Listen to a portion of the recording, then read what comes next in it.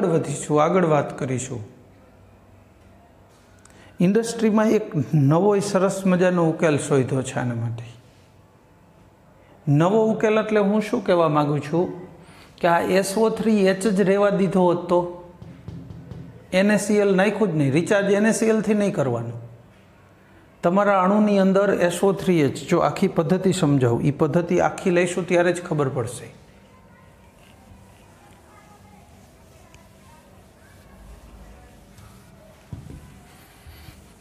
પદ્ધતિ આ જ છે, પણ આને થોડીક ઇમ્પ્રૂવ કરી દીધી બહુ સારી રીતે।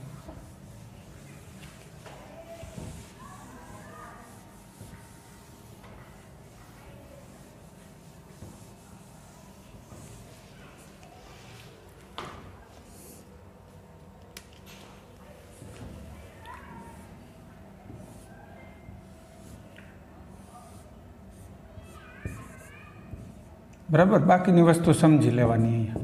અહીંયા રેઝિન ભર્યું છે, અહીંયા શું ભરેલું છે? રેઝિન। આના ઉપર આપણે કઠિન પાણી રેડીશું, કઠિન પાણી। આ રેઝિન કેવા પ્રકારનું રેઝિન છે એ મહત્વનું છે। RH પ્રકારનું। આપણે NaCl નાખ્યું જ નથી, સીધું RH વાળું જ રહેવા દીધું। બરાબર, તો અહીંયા પાણી મળશે ને આપણને। એ પાણીમાં શું થયું હશે જોઈએ, RH રેઝિન હોય M+2 એટલે કેલ્શિયમ મેગ્નેશિયમ સમજાઈ જાય, R2M અને 2H+। પાણીમાં શું બની ગયું? H+ આવવા માંડ્યા। મેગ્નેશિયમ કેલ્શિયમ પકડી લીધા, એના બદલે કોણ આવી ગયા પાણીમાં? H+। બરાબર, સોડિયમ ન આવ્યા, આ વખતે H+ ને આવવા દીધા। પછી આ પાણીને પાછું બીજા ટાવરમાં નાખવાનું છે। જો એ પહેલાં પદ્ધતિ બરાબર સમજી લીધા પછી બુકમાંથી વાંચજો એટલે સમજાશે સારું। શું ઇન્ડસ્ટ્રીયલ હોય ને એટલે મને ઇન્ડસ્ટ્રીનો સારો એવો અનુભવ છે, સારી ગ્રીપ છે, એટલે તમે સમજ્યા પછી વાંચશો ને તો વાંધો જ નહીં આવે।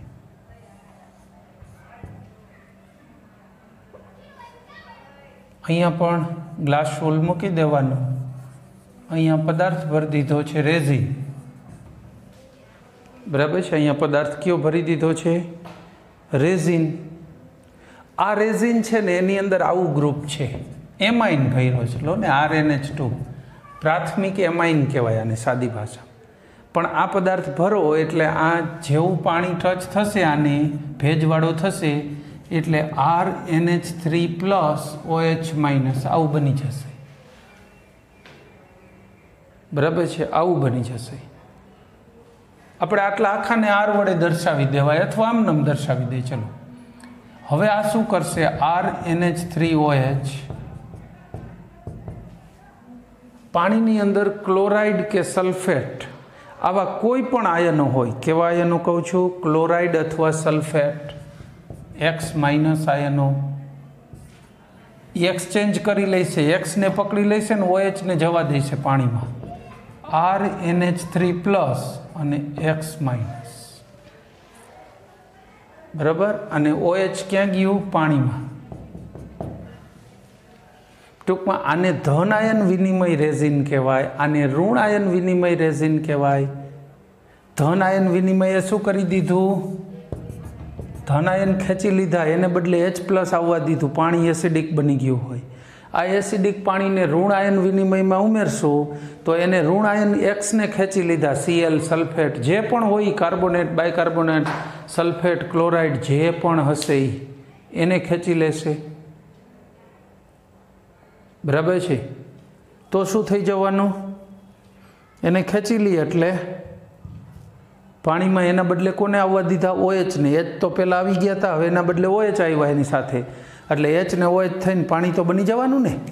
જેટલા પહેલાં H આવ્યા એના સમપ્રમાણમાં જ OH આવશે એટલે પાણી બની જશે।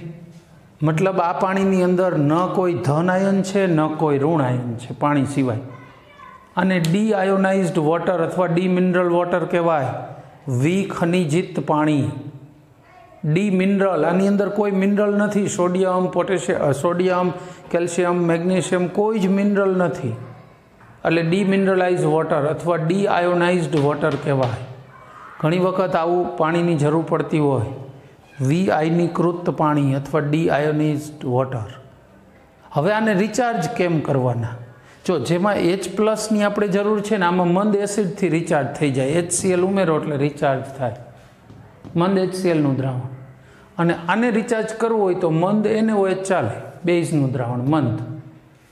આને મંદ એસિડ અને આને મંદ આલ્કલી વડે રિચાર્જ કરી શકાય, પાછું ઓલાની જેમ જ. ટૂંકમાં સંશ્લેષિત રેઝિન પદ્ધતિ બહુ વિકસાવી અને ધન અને ઋણ આયનને અલગ અલગ રીતે કમ્પ્લીટલી દૂર કર્યા. ફરી પાછા કાર્યક્ષમ બનાવી શકો, જોઈએ એટલી વખત રિવાઇન્ડ કરાવી શકો છો. રિચાર્જ દરેક વખતે શેને કરવાનું? ધન આયન વિનિમયવાળો પહેલો ટાવર છે એને રિચાર્જ શેનાથી કરીશું? પહેલી કોલમને કોલમ અથવા ટાવર કહેવાય. આને પહેલી કોલમ અથવા ટાવરને શેના વડે રિચાર્જ કરવાનું કીધો? મંદ એસિડ વડે. HCl H2SO4 એવો મંદ એસિડ ચાલે. આને રિચાર્જ કોના વડે કરવાનું કીધું છે? મંદ આલ્કલી વડે. NaOH મંદ દ્રાવણ ચાલે. તો આ વાત થઈ ગઈ પાણીની કઠિનતા દૂર કરવાની પદ્ધતિઓ. અહીંયા પૂરી, બધી પદ્ધતિઓ પૂરી. સ્થાયીની અને અસ્થાયીની. અસ્થાયી કઠિનતામાં બે જ હતી, ઉકાળવાનું ને ક્લાર્કની પદ્ધતિ. સ્થાયી કઠિનતામાં પેલી સોડાયસની પદ્ધતિ, બીજી કાલ્ગોનની, પછી ત્રીજી આયન વિનિમય અને ચોથી પદ્ધતિ સંશ્લેષિત રેઝિન. એમાં તો થોડુંક ડેવલપમેન્ટ પણ આવ્યું. પણ આ જે વિડીયો સાંભળ્યા જોયા પછી વાંચશો ને તો આરામથી સમજાઈ જશે. બાકી ડાયરેક્ટ વાંચીને એકવાર ટ્રાય કરવી હોય તો પહેલાં વિડીયો ન જોવો, સ્ટોપ કરીને જોઈ જવો, ખ્યાલ આવી જશે કે ફરક કયો પડે છે. આમાં પડે બહુ.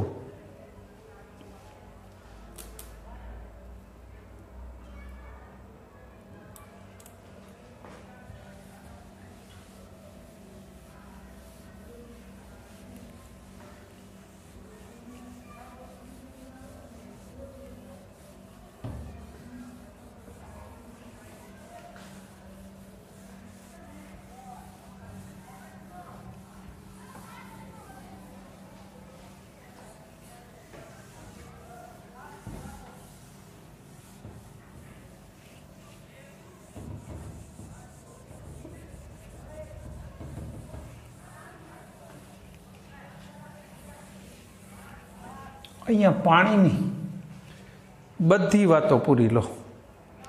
હાઇડ્રોજનનું એક સંયોજન પાણી, એના વિશેની તમામ વાતો જે ભણવી હતી આપણે એ બધી પૂરી થઈ ગઈ. ત્યાર પછી એનું બીજું સંયોજન. આમાં શું દરેકમાં એક લિમિટેશન રાખવી પડે ને. તમે જો 11મા ધોરણમાં છો, કોલેજમાં હોય તો પાણી વિશે હજુ વધારે કંઈ ભણી શકીએ, પણ 11મા લેવલે આટલું તો ઘણું થઈ ગયું. એનું બંધારણ, બરફનું બંધારણ, ભૌતિક ગુણધર્મો, રાસાયણિક ગુણધર્મો, કઠિનતા, એની ચર્ચા બહુ થઈ ગઈ. હવે બીજું સંયોજન પકડીએ, હાઇડ્રોજન પેરોક્સાઇડ. જો કોઈ પ્રવાહી વેસ્ટેજ પદાર્થ હોય તો એની ટ્રીટમેન્ટ માટે એમાં H2O2 ઘણું વપરાય છે. અરે ઘણી વખત કોઈ હવામાં સાયનાઇડ જેવા ઝેરી વાયુ છૂટા પડી ગયા હોય કે છૂટા થયા હોય, માની લો ટેન્કમાંથી કે પછી આપણે આ ભોપાલ ગેસ દુર્ઘટના થઈ એવું, એ રીતે કોઈ દુર્ઘટનાથી, તો એમાં હવામાં H2O2 છાંટે ને તો એનું ઓક્સિડેશન થઈ જાય અને એ વાયુઓ જે નુકસાન કરતા, અસર કરતા હતા એમાંથી બહાર આવી શકાય. એટલે બહુ ઉપયોગી પદાર્થ છે. કોઈ પણ નુકસાનકારક જે પ્રદૂષક હોય એને દૂર કરાવવા હોય, પ્રવાહી કે વાયુ અવસ્થા બેયમાં ચાલે છે, પણ પ્રવાહી માટે બેસ્ટ. એમાં H2O2 ઘણો ઉપયોગી હોય છે.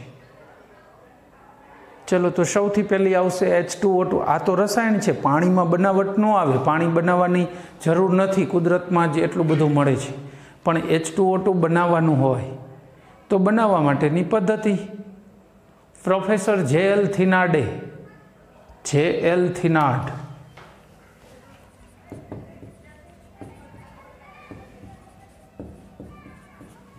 (1818) પદ્ધતિ શોધી હતી. પહેલી ચોપડીમાં પદ્ધતિ છે, નામ નથી, J.L. થિનાર્ડ, અને સાલ નથી. સાલ તો ઠીક છે પણ નામ હોવું જોઈએ. J.L. થિનાર્ડે શું કીધું હતું? બેરિયમ ઓક્સાઇડ, BaO2 નામ સાંભળ્યું જ ક્યાંય? BaO2 આમાં એસિડ ઉમેરો તો આમાંથી H2O2 મળે। જો આની અંદર એક તો 8 સ્ફટિક જળ હોય, H2SO4 ઉમેરો, દબાણ નીચું જાળવી રાખી અને જાળવીને નિસ્યંદન નહીં કરો એટલે આ પાણી ઉડાડી શકાય। જો નિસ્યંદનથી પાણી ઉડતું જવું જોઈએ, સાથે સાથે BaSO4 બની જાય અને H2O2 છૂટું પડે। બરાબર છે? શું કીધું? સાથે સાથે BaSO4 અને પાણી છૂટા પડતા જાય ને H2O2 બનતું જાય। આ પહેલી પદ્ધતિ પ્રોફેસર JL થેનાડે શોધી હતી, બહુ સરસ। H2SO4 ને બદલે અહીંયા કદાચ HCl ઉમેરો તો બી ચાલે, પ્રક્રિયા થઈ જ જાય, BaCl2 બને ને H2O2 બની। તો ટૂંકમાં H2SO4 અથવા HCl જેવા એસિડ વાપરીને નીચા દબાણે બાષ્પીભવનથી પાણીને તો દૂર કરી નાખો સહેલાઈથી, તો H2O2 આપણને મળી જાય। ચાલો પછી બીજી પદ્ધતિ, હાઈ વોલ્ટેજ વાળો કરંટ, એસિડિક જે સલ્ફેટ હોય કોઈ પણ H2SO4 જેવું દ્રાવણ, તો એનું વિદ્યુત વિભાજન કરીને મેળવી શકાય છે। એટલે બીજી પદ્ધતિ જોઈએ,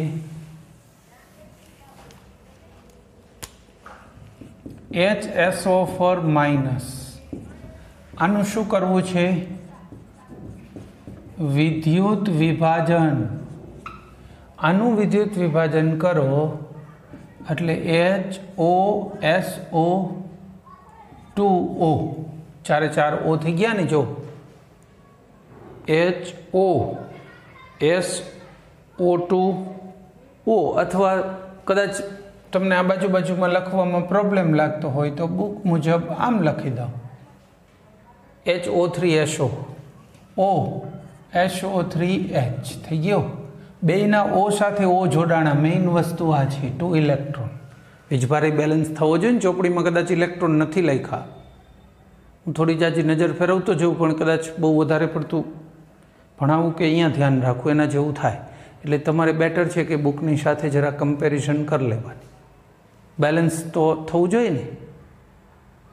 હવે આનું જળ વિભાજન થાય, HO3SOOSO3H, આનું જળ વિભાજન થઈ જાય તો H આને મળે ને OH આને, H આને ને OH આને।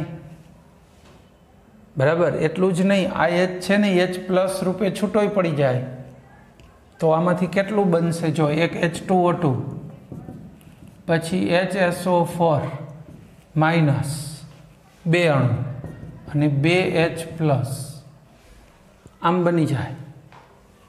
બરાબર? આ 2H છેલ્લેથી H પ્લસ રૂપે છૂટાઈ પડે પાછા, 2H OH મળ્યા એટલે HSO4 માઇનસ, પછી 2H પ્લસ અને H2O2, હાઇડ્રોજન પેરોક્સાઇડ બની ગયો। જો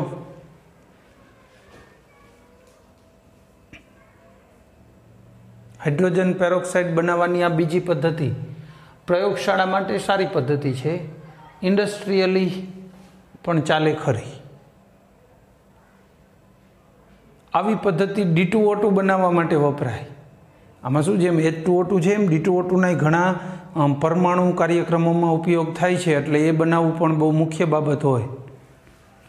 તો એ બનાવવા માટે K2S2O8 આની પ્રક્રિયા D2O સાથે કરો, આની જેમ જ જળ વિદ્યુત વિભાજન ને પછી આ જળ વિભાજન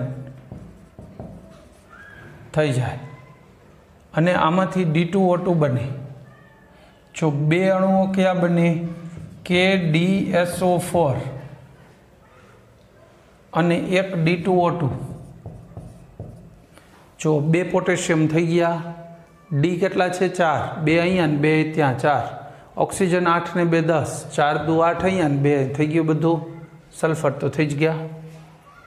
તો આ રીતે D2O2 પણ મેળવવામાં આવે છે, જેનો ઉપયોગ વિવિધ પરમાણુ કાર્યક્રમો જે છુપા હોય, જેના માટે ગવર્મેન્ટ વગેરે કોઈ જાણકારી આપતી ન હોય, જનરલ માણસોને અપાય પણ નહીં, કારણ કે આવા પરમાણુ કાર્યક્રમો સામાન્ય માણસોથી છુપાઈને કરવા પડે, નહીંતર અન્ય દેશવાળા જે જાસૂસો હોય એમને ખબર પડી જાય તો ઘણી વખત એ પ્લાન્ટનો કચરો કરી નાખે। સેબોટાજ કરી દઈએ, એટલે પ્લાન્ટમાં બારૂદ મૂકીને ઉડાડી દઈએ, એના જાસૂસો અહીંયા હોય આજુબાજુમાં, તો એ લોકો આવું કરી શકે છે. એટલે બી કેરફુલ કે આવું કંઈ આપણા સાથે ન થાય. બરાબર. ચાલો, ત્યાર પછી ત્રીજી પદ્ધતિ. તો આ ઔદ્યોગિક મેથડ થઈ ગઈ. બરાબર છે. આ મેથડથી શું કરી શકશું આપણે? H2O2 મેળવી શકીશું. પણ જે મળશે એ કેટલા કદનો મળવાનો? 1% વાળો મળશે. 1% H2O2 1% વાળો જ મળશે. પછી તમે એને પાણી ઉમેરી દો અંદર, કારણ કે આ ઓક્સિડાઇઝ નિપજ બધી છે ને આના ટુકડાઓ છે, જે કાર્બનિક અણુઓ છે એ છૂટા પડી જશે પાણીમાં. આ ઓગળી જશે, કારણ કે આ કોઈ પણ પ્રમાણમાં પાણી સાથે મિશ્ર છે. એટલે આની બધી નિપજ નીકળી જાય. એ બધી નીકળી જાય પછી શું કરી દેવાનું? આને નીચા દબાણે નિસ્યંદન કરો, એટલે 30% વાળો H2O2 મળે. 1%માંથી 30% એ પહોંચ્યા. પછી એનું વધુ નિસ્યંદન કરો કાળજીપૂર્વક, તો 85% વાળો H2O2 મેળવી શકાય. વધુ કાળજીપૂર્વક નિસ્યંદન કરીને શું કરી શકાય છે? 85% વાળો પણ H2O2 મેળવી શકાય છે. ત્યાર પછી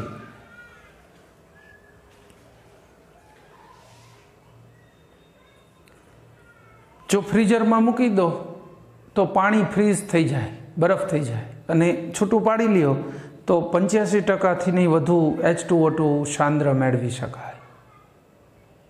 બરાબર. આ રીતે H2O2 ઔદ્યોગિક રીતે જોઈએ એટલા પર્સન્ટેજનો મેળવી શકાય છે. તો અહીંયા પદ્ધતિઓની વાત પૂરી થઈ ગઈ, બનાવવાની પદ્ધતિઓ પૂરી. ત્યાર પછી બીજી વાત આવશે, એ છે એના ભૌતિક ગુણધર્મો. કોના? H2O2 હાઇડ્રોજન પેરોક્સાઇડના ભૌતિક ગુણધર્મો. તો એની વાત કરીએ. હાઇડ્રોજન પેરોક્સાઇડ શુદ્ધ અવસ્થામાં રંગવિહીન, લગભગ રંગવિહીન, મતલબ એનો બહુ જ આછો કલર હોય છે, આછો બ્લુ, એકદમ લાઇટ બ્લુ હોય, આછો બ્લુ કલર હોય.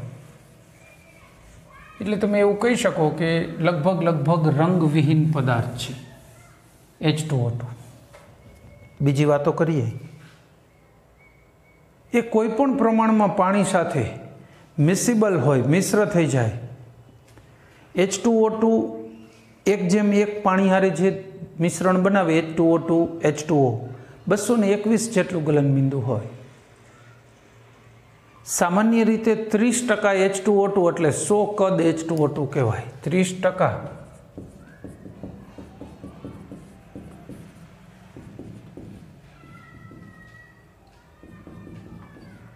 કદ વોલ્યુમ માટે V લખ્યો છે, 100 V H2O2.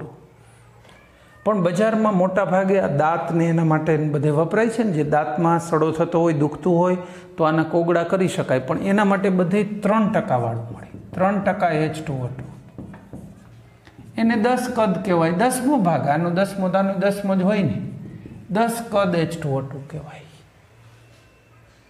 બરાબર છે. આનો જરા મેળ બેસાડવો પડશે, આ સમજવું પડશે, કારણ કે આવું ક્યાંય આપણે અગાઉ આવ્યું નથી, કદ અને ટકાવારીનું મિશ્રણ. આવું 3%નો મતલબ છે 10 કદ, મતલબ આવું જો 1 લીટર H2O2 લ્યો તો એ 10 લીટર ઓક્સિજન વાયુ STP આપે. લ્યો, બસ આ 1 લીટર લીધું તો એ કેટલો વાયુ આપશે? 10 લીટર. 100 કદ વાળું હોય તો એ 1 લીટર લઈ તો કેટલો આપે? 100 લીટર. એટલે આ જે કદ છે ને એમાંથી ઉત્પન્ન થતા ઓક્સિજનનું STP એ કદ છે, અને આ ટકાવારી એની સાંદ્રતા દર્શાવે છે. બરાબર. આની રજૂઆત માટે એક સરસ દાખલો ઉદાહરણ રૂપે જ આપ્યો છે.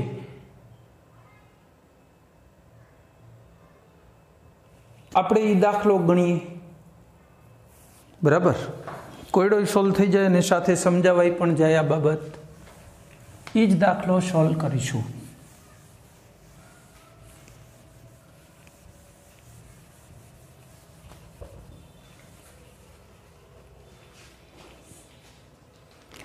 10 કદ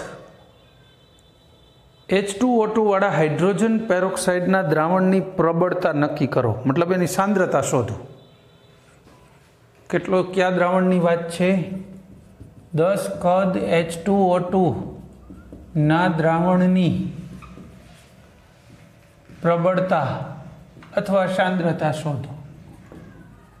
બરાબર, કેટલા ગ્રામ પ્રતિ લીટર ઓગળેલો છે આપણે શોધીએ. ચલો, 1 લીટર દ્રાવણ છે એમ લઈ લો. 10 કદ H2O2 એટલે 1 લીટર H2O2 એ STPએ 10 લીટર O2 આપશે. ચલો, આટલું તો ક્લિયર. આ એક પાકું છે આપણી પાસે, એટલે હિસાબ જોઈને જ રાખીએ. હવે વિઘટનનું સમીકરણ લખીએ.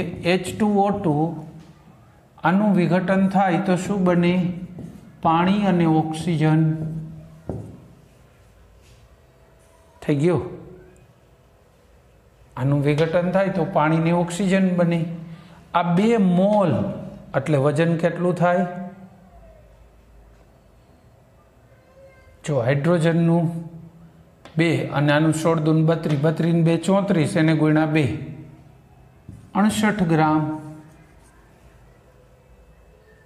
2 મોલ છે ને, 2 મોલનું વજન ગણ્યું. અને આ કેટલું કહેવાય? કાંઈ લખ્યું ન હોય તો 1 મોલ. આ 2 મોલ, આ 2 મોલ. આપણે આનું વજન જોતું હતું તો વજન લખ્યું. આપણે આનું કદ જોઈ છે.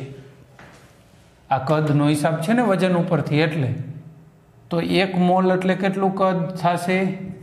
22.4 લીટર O2 થઈ જાય.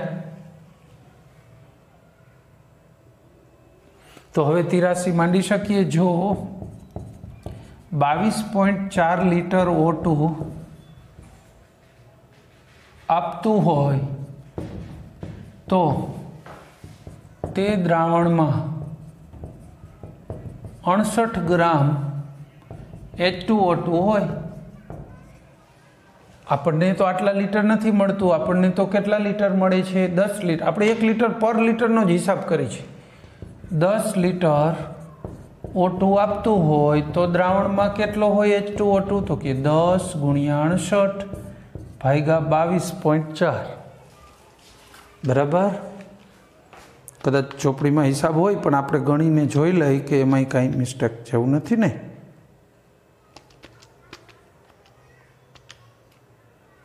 30.36, 30.357 છે એટલે 36 થઈ જાય. 30.36 ગ્રામ H2O2. તેથી H2O2ની પ્રબળતા બરાબર 30.36 ગ્રામ પ્રતિ લીટર કહેવાય. આ 1 લીટર જ લઈને આપણે શોધ્યું હતું. તો 1 લીટરની અંદર 30.36 ગ્રામ H2O2 હોય લ્યો તો એ 10 કદ થઈ ગયું. તમે 1 લીટર દ્રાવણ લ્યો જેની અંદર 30.36 ગ્રામ H2O2 ઓગાળો તો હવે આ બનતું દ્રાવણ 10 કદનું દ્રાવણ થાય. ચાલો, ક્લિયર કે કોઈ પ્રોબ્લેમ છે? વિચારી જુઓ. તો આગળ વધીશું. બરાબર છે. આ દાખલો ખાસ જોજો. આમાંથી કંઈકનું કંઈક પૂછાય. મેં કીધું ને આ છેલ્લા બધામાંથી બહુ પૂછાય.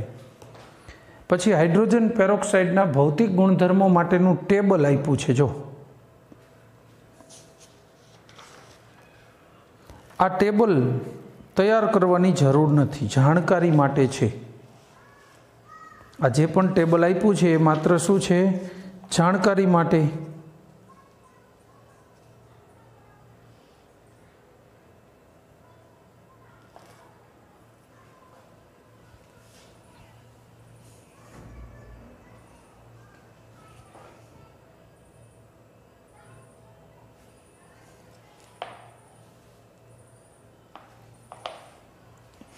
ચાલો, રેડી. ત્યાર પછી હવે વાત કરીશું બંધારણ. નવું ટોપિક. નેક્સ્ટ, બંધારણ. હાઇડ્રોજન પેરોક્સાઇડનું બંધારણ ખુલેલી બુક જેવું હોય છે.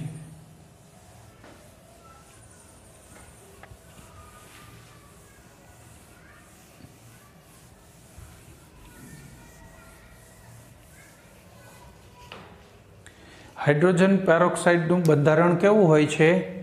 ખુલેલી બુક જેવું.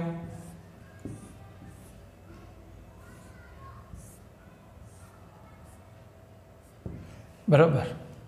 IH, આ O અને અહીંયા H. જો આમ બંધ થઈ ગયું, ખુલેલી બુક જેવું.